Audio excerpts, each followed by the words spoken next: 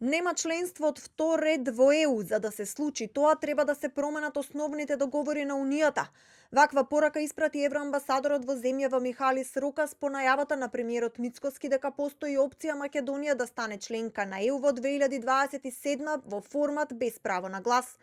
Рокас порача, иако во регионот и во самата Унија се води политичка дебата за тоа како ЕУ да биде ефективна, особено ако повеќе земји пристапат во исто време. Важечките договори се јасни и потребна едногласност од 27 земји членки за нивна промена. Изјави Македонија да ги спроведе реформите и обврските за да има јасен и сигурен пат кон ЕУ. At this moment, in the treaties, there is no second-tier enlargement, meaning that every candidate, every successful candidate, they have the rights to vote and the right to veto.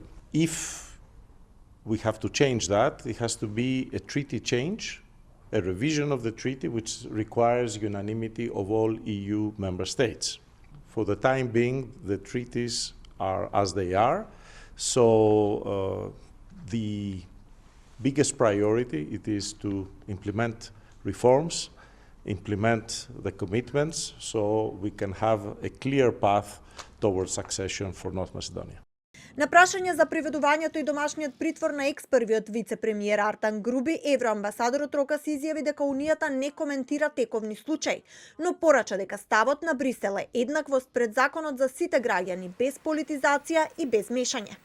In the European Union, we never comment on ongoing judicial cases, but our line is always that equality before the law for every citizen should apply. The rule of law needs to be applied to its full.